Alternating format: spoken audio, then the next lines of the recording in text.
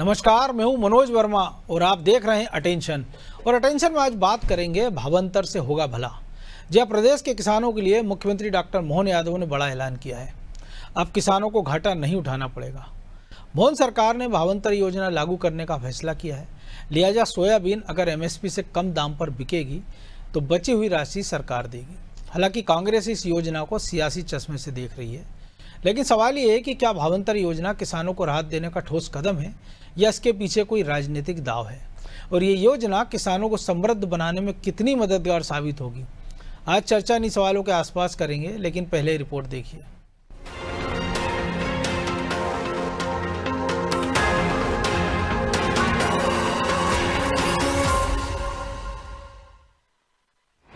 किसानों के साथ मोहन सरकार, भावांतर योजना से मिलेगा लाभ। सोयाबीन की खेती करने वाले किसानों को अब सीधा फायदा मिलेगा। मुख्यमंत्री डॉक्टर मोहन यादव ने ऐलान किया है कि सोयाबीन उत्पादक किसानों को अब भावांतर योजना का लाभ मिलेगा। सरकार का कहना है कि किसानों को किसी भी हाल में घाटा नहीं होने दिया जाएगा। दरअसल सोयाबीन की एमएसपी 5,328 रुपए प्रति क्विंटल तय है, लेकिन अगर किसानों को मंडी में इससे कम दाम मिलता है तो राज्य सरकार किसानों के खाते में एमएसपी और वास्तविक बिक्री मूल्य का अंतर जमा करेगी। मुख्यमंत्री ने साफ किया है कि किसानों को समृद्ध बनाने में कोई कसर नहीं छोड़ी जाएगी। हमारी सरकार ने यशस्वी प्रधानमंत्री के माध्यम से सोयाबीन का वर्तमान का एमएसपी का रेट 5,328 रुपये का जो रेट है, वो रेट हम दिलवा के रहेंगे। इसमें वो अपना माल मंडियों में बेचे, लेकिन वो केवल पंजीयन हमारे यहाँ करा ले, तो इस आधार पर अंतर की राशि जो घाटा होगा सरकार देने के लिए तैयार है। यशस्वी प्रधानमंत्री के आशीर्वाद से किसानों के लिए कोई तकलीफ नहीं है। हम हर हालत में किसानों को उनका योग्य प्रकार से घाटे की भरपाई करने के लिए भावांतर योजना लागू कर रहे हैं। अर्थात जिस किसान का एफएक्यू होगा उसे विक्रय मूल्य और न्यूनतम समर्थन मूल्य एमएसपी के अंतर की राशि सीधे सरकार उनके खाते में देगी। इधर इस योजना से किसानों में खुशी है, लेकिन कांग्रेस इसे लेकर बीजेपी पर निशाना साध रही है। कांग्रेस का कहना है कि बीजेपी किसानों को बहकाने का काम करती है और बीजेपी किसानों से धोखा कर रही है। और क्या कुछ कहा वो भी सुनिए।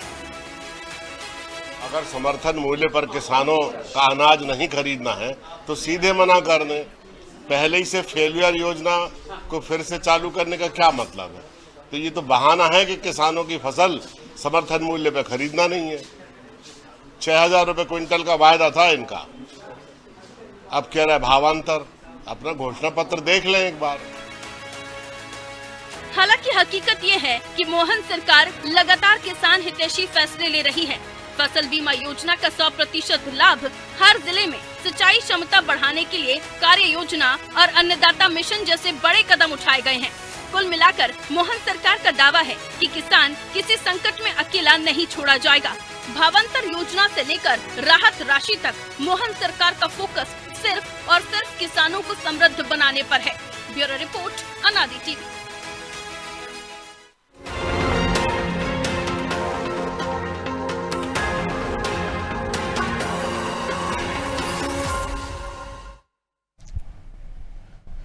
तो इसी पर चर्चा करने के लिए हमारे साथ जुड़ गए वरिष्ठ पत्रकार सुरेश शर्मा और हमारे सहयोगी प्रभु पटेरिया और ब्रजेश चौक से। बहुत स्वागत है शर्मा जी आपका अनादि टीवी में।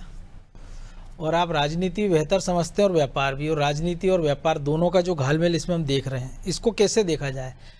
क्योंकि सरकार की योजना लग तो अच्छी रही है, लेकिन लगता है शायद ब्यूरोक्रेसी ने कुछ गड़बड़ कर दी है। नहीं, ये कोई नई योजना नहीं है मनोज जी। इससे पहले भी भावांतर योजना चालू रही है। बिल्कुल। और इसका सीधा सीधा अभिप्राय ये है कि जो न्यूनतम समर्थन मूल्य है, यदि आज किसान जो है, यदि अपने उत्पाद को सोसाइटी में जाकर बेचने की बजाय यदि मंडी में बेचता है और मंडी में उसको निर्धारित जो न्यूनतम समर्थन मूल्य है, एमएसपी है, उससे कम में यदि व्यापार होता है तो शेष डिफरेंस जो है वो सरकार उसके खाते में डाल देगी। ये योजना पहले भी चली है, कोई आज पहली योजना तो है ही नहीं। मुझे जहां तक लगा मुकेश नायक जी को समझ में ही नहीं आया कि उनको कहना क्या था। उन्होंने बहुत जल्दबाजी में बोल दिया। इस प्रकार की योजनाएं किसानों को हिम्मत देने के लिए होती है कि यदि आप चाहेंगे तो आप सोसाइटी में बेच सकते हैं, यदि आप चाहें तो मंडी में बेच सकते हैं, आपको घाटा नहीं होने दिया जाएगा। यदि कोई भी सरकार, चाहे किसी भी राजनीतिक पार्टी की हो, इस प्रकार की योजनाओं के माध्यम से किसान को अश्योर करती है, तो ये मानना चाहिए कि वो किसान हितैषी सरकार है।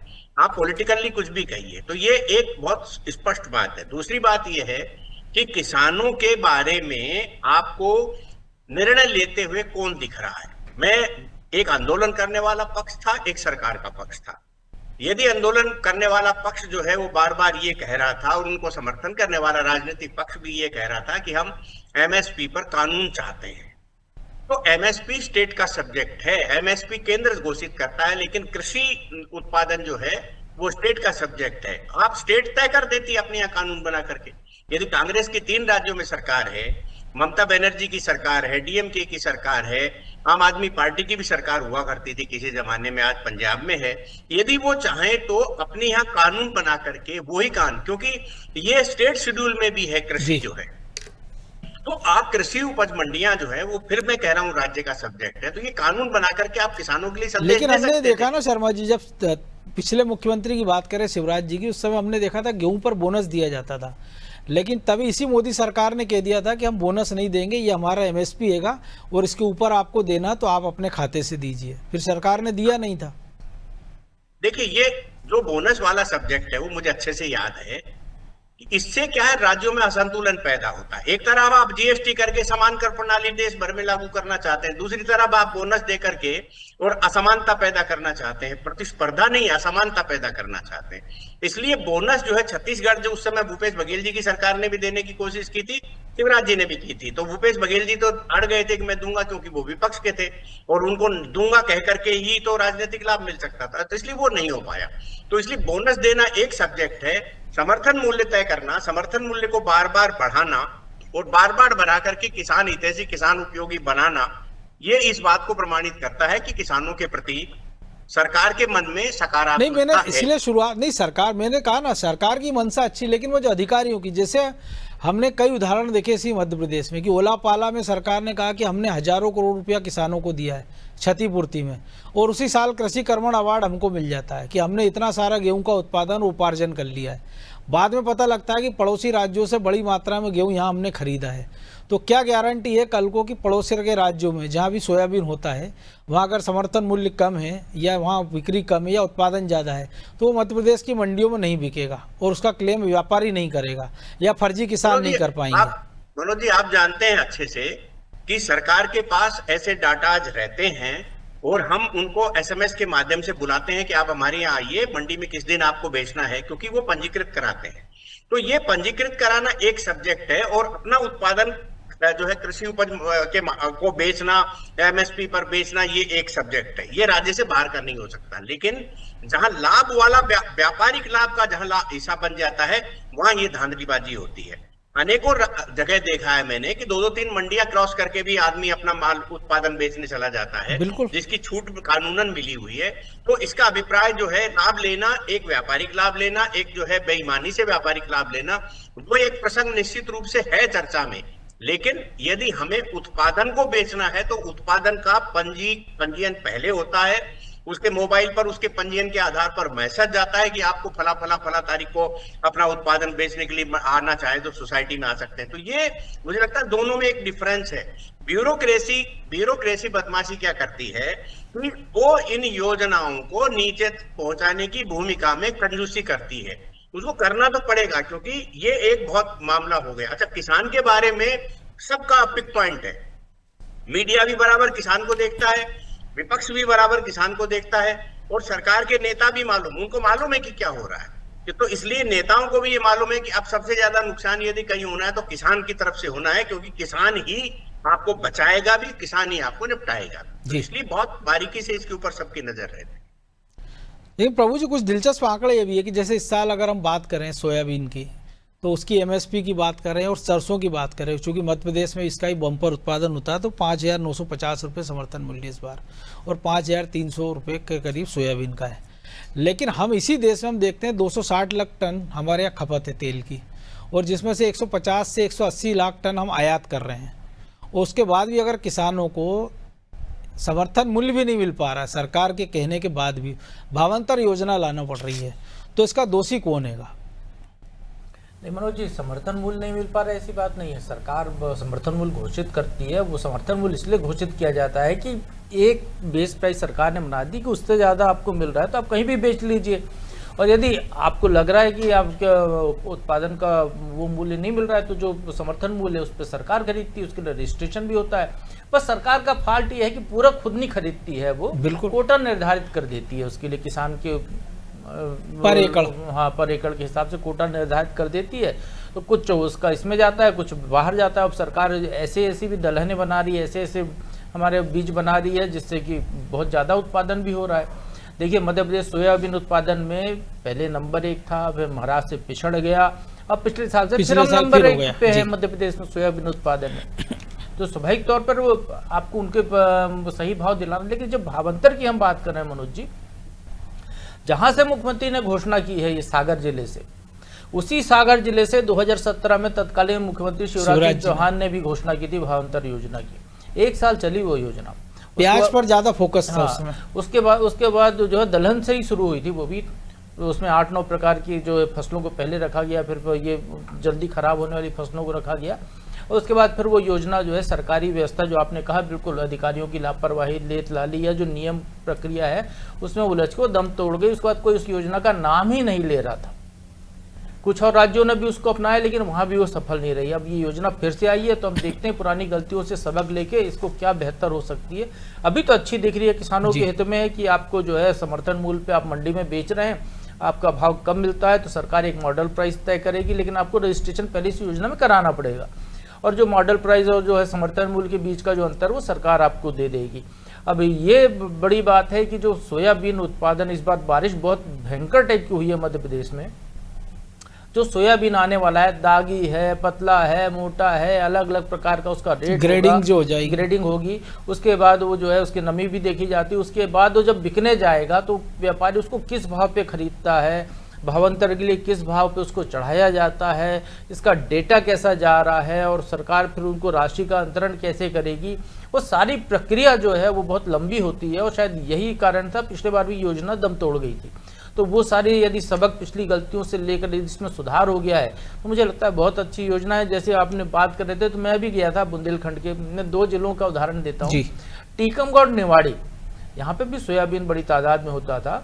और बुंदेलखंड में ज़्यादातर जगहों पर इतनी बारिश हुई है कि किसानों ने या तो बोनी नहीं कर पाए, जिनने बोनी की है वो खराब हो गए हैं, खेत उबर हो गए, बिल्कुल ऐसे ही पड़े हुए हैं, कहीं पर भी कोई उत्पादन मैक्सिमम जगह पे ज़्यादातर किसानों का नहीं है।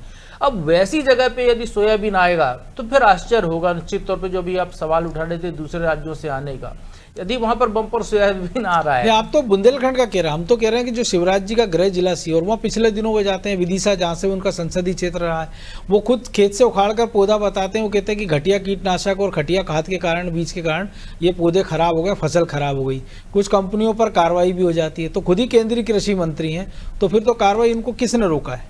बिल्कुल। तो ये जब उसके बाद यदि इस योजना में यदि हम फिर से नंबर 1 पे रहते हैं और उन जिलों पे जहाँ पे कि उत्पादन नहीं हो रहा है या हमको लग रहा है फसल खराब हो गई है, वहाँ से यदि ज़्यादा आ रहा है तो फिर निश्चित तौर पर इस योजना के बारे में और गंभीरता से सोचना पड़ेगा, क्योंकि ये जनता का ही पैसा है, जनता को जा रहा है। बिल्कुल, ये पैसा कहीं और से नहीं आ रहा है। केंद्र सरकार ने तो अपना MSP रेट तय कर दिया, उनने कितना एक लिमिट तय कर दी, लिमिट तय कर दी, खरीदने का कोटा भी तय कर दिया। लेकिन ये हमने देखा ना अभी मूंग खरीदी में हमने देखा बहुत संकट हुआ सरकार के सामने, दबाव में उनको जरूरत से ज्यादा खरीदना पड़ा है, गोदामों में पड़ा, बारिश के कारण खराब हो रहा है, किराया आपको देना पड़ रहा है। तो इससे बेहतर ये होता कि सरकार तय कर देती कि जो भी खरीदी होगी वो MSP रेट पे होगी। बिल्कुल, अब सरकार खरीदे उसके बाद व्यापारियों को बेचे। जब आधी से ज्यादा सरकार खुद ही खरीदती है तो फिर ये तय कर देगी भाई ये जो सीजन में, जब अभी तो सोयाबीन आया नहीं है, बहुत समय है आने में फसल तैयार होके, तो सरकार ये तय कर ले कि जितनी भी परचेस होगी सरकारी परचेस होगी और ये जो 5,328 रुपए जो सरकार समर्थन मूल्य है इस पे होगी, इसके बाद सरकार व्यापारियों को दे दे। तो वो किसानों के सीधे तेल कंपनियों को दे दे। मध्य प्रदेश में तो कई सारी तेल कंपनियां, तो फिर वो जो अंतर की राशि कैलकुलेट करना, और फिर दो तरीका मॉडल प्राइस है इसमें, जो भावांतर जो है 2 तरीके से जाएगा। वो मॉडल प्राइस से कम है तो फिर उसका अंतर जाएगा, और यदि मॉडल प्राइस से ऊपर है तो फिर उनका अंतर जाएगा। इस तरीके से वो जो कैलकुलेशन है तो बहुत सारे लोगों की वो समझ में भी नहीं आने वाला है। फिर इसमें बहुत ज़्यादा व्यापारी और किसान कई बार बदमाशी भी होंगी निश्चित तौर पर। कि आपने अच्छे रेट पे खरीदा और रेट कम दिखा दो, क्योंकि अंतर की राशि तो मिल ही रही है। और हम बिल्कुल निश्चित तौर पर मध्य प्रदेश में कई जिलों में देखा है कि हमारे यहाँ तो रिसाइकल ही हो जाता है, उसी मंडी से व्यापारी के गोदाम से निकल के माल फिर वहाँ पे मंडी पे चला जाता है। ऐसी शिकायतें भी बहुत सारी मिल चुकी हैं। तो ये पूरी व्यवस्थाओं को देखकर इसका समाधान निकालना होगा। लेकिन मुख्यमंत्री ने घोषित की यदि भावांतर, तो किसानों को एक दिलासा देने वाली है। भले वो एमएसपी वो 6,000 की मांग कर रहे हो, 7,000 की मांग कर रहे हो, उससे बचने का उपाय हो, लेकिन एक तरीके से कहीं ना कहीं किसानों को ये आश्वासन देने की कोशिश है कि आपको यदि सोयाबीन समर्थन मूल्य पे नहीं खरीदा जा रहा है तो ये राशि हम भावांतर की देगी।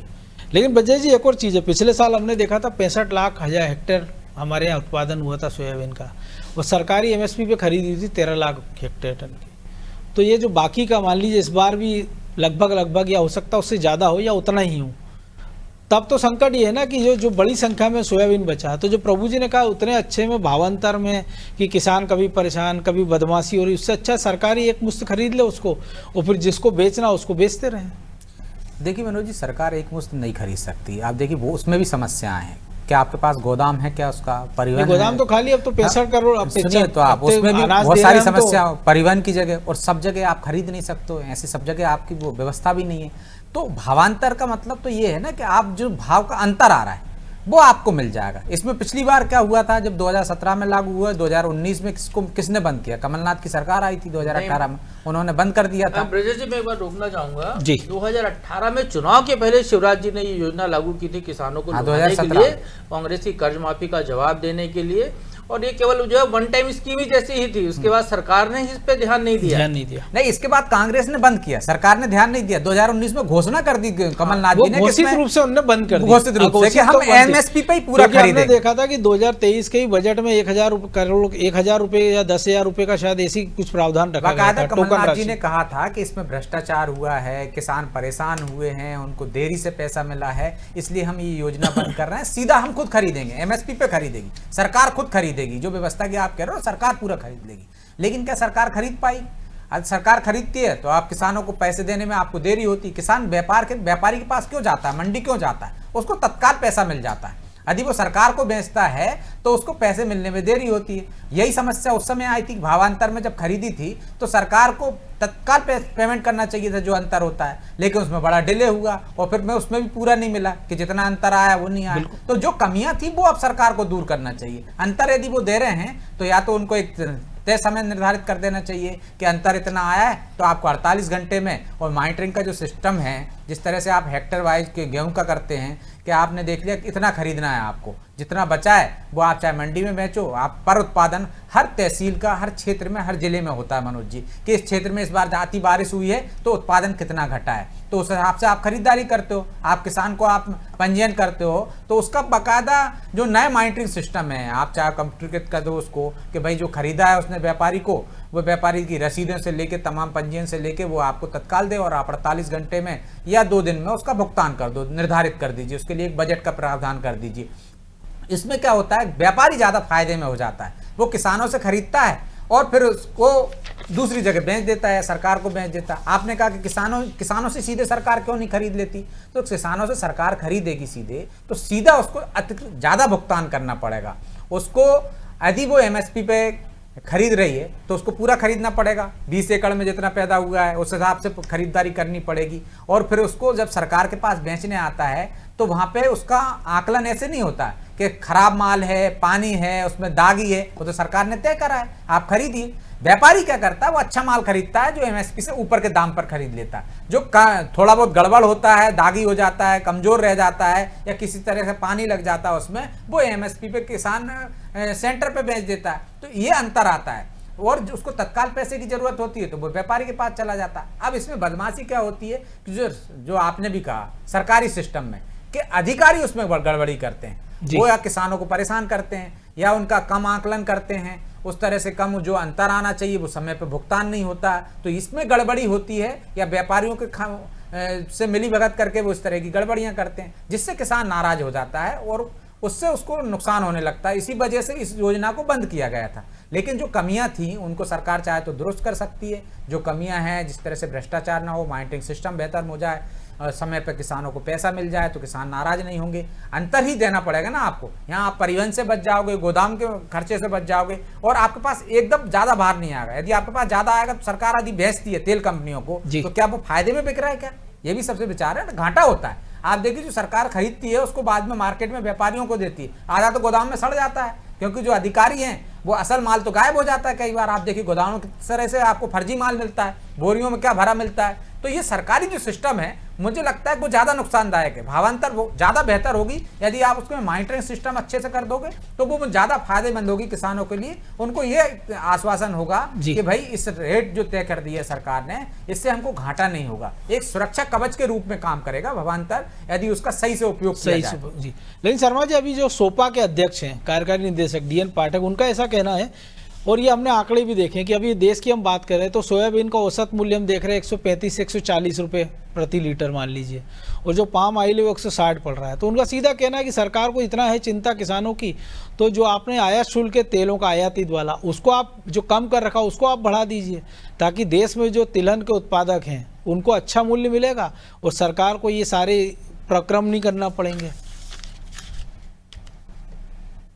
क्या बड़े पदों पर बैठे हुए लोग हैं वो बड़ी बड़ी बातें ही करते हैं, लेकिन कभी इस बात की समीक्षा की जाना चाहिए कि यदि उत्पादक पक्ष जो है ये कहने लग जाएगा कि हमारा सारा उत्पादन सरकार ही खरीदे, तो देश में होगा क्या?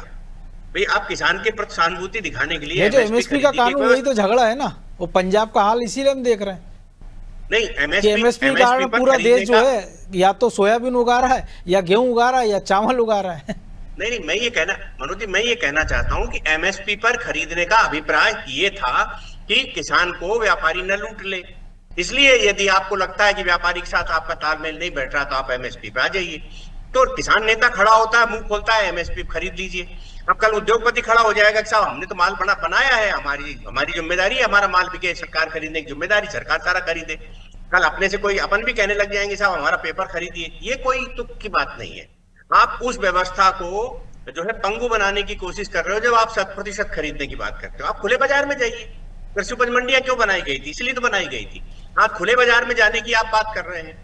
अंधेरी गलियों से निकाल करके बड़े टकैत वो कृषि कानून यही तो कह रहा था, देश भर में कहीं बेच दीजिए तो उसका विरोध हो जाता है। कहीं भी बेच दीजिए, परंतु हम उनको पनपने ही नहीं देना चाहते, प्रतिस्पर्धात्मक क्षेत्र में आने ही नहीं देना चाहते। ये आमतौर पर होने वाली बात है। लेकिन चूंकि अब ठीक है भाई, किसान बड़े नेताओं ने इसका विरोध कर दिया, सरकार ने कानून वापस ले लिया, तो उस पर अपन क्या बोले?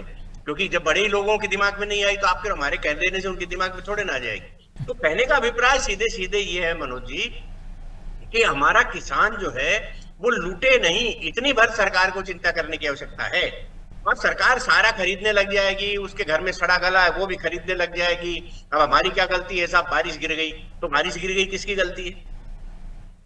पर्यावरण संतुलन बनाने का काम वैश्विक रूप से गड़बड़ा रहा है, तो ये इसके लिए तो भैया सभी को भुगतना पड़ेगा। मैं ये नहीं कह रहा हूँ किसान को नुकसान होना चाहिए, लेकिन सरकारें योजना बनाती हैं वो इसलिए बनाती हैं कि उसका नागरिक, उसका उत्पादक किसान, उसका अन्नदाता जो है वो नुकसान में नहीं जाए। वो उसके लिए भिन्न प्रकार के रास्ते अपनाती हैं। तो ये जो योजनाएं हैं, ये योजनाएं भले के लिए लाई जाती हैं। विपक्षी के दिमाग में ये आता है कि इसके कारण इनको वोट ज्यादा मिल जाएंगे, तो वो रायता फैलाने की कोशिश करते हैं, इतनी गलतियां बताते हैं कि समझ में ही नहीं आता। और बाद में आप अकेले में उनसे पूछ लो, भाई साहब ये जो गलतियां बताई थी कैसे होती हैं, तो उन्होंने कहा यार तो टीवी पे बताई थी भैया, व्यक्तिगत छोड़ो। तो ये सारी स्थितियां आमतौर पर हम सब लोग रोज फेस करते हैं। इसलिए किसानों को होना चाहिए। लेकिन जो सबसे बड़े कृषि नेता है राकेश टिकैत, उनके वार्ड पे अगर वो उनकी पार्टी समर्थन वाली हार जाती है तो ये नेताओं को भी सोचना चाहिए कि राजनीतिक हित अलग है और किसानों के हित अलग है। बहरहाल वक्त की कमी थी, इसलिए चर्चा को विराम देना होगा। बहुत धन्यवाद शर्मा जी आपका। तो भावांतर योजना से होगा भला, उम्मीद तो की जा रही कि होना चाहिए और उम्मीद करना भी चाहिए कि हो। लेकिन योजना अच्छी होती, लेकिन जब तक उसका इम्प्लीमेंट सही तरीके से नहीं होगा, जब तक अधिकारी अपना दायित्व अच्छे से नहीं निभाएंगे, जो व्यापारी हैं, जो किसान हैं, वो अगर ईमानदारी से इसको सहयोग नहीं करेंगे तो योजना कितनी भी अच्छी हो, सक्सेस नहीं हो सकती। लेकिन मुख्यमंत्री को इस बात के लिए साधुवाद देना होगा कि उन्होंने सोयाबीन की बिक्री शुरू होने के पहले ही किसानों की चिंता थी, उसको दूर करने का एक बड़ा प्रयास किया है। अटेंशन में आज इतना ही, मुझे दीजिए इजाज़त और आप देखते रहिए अनादि टीवी। नमस्कार।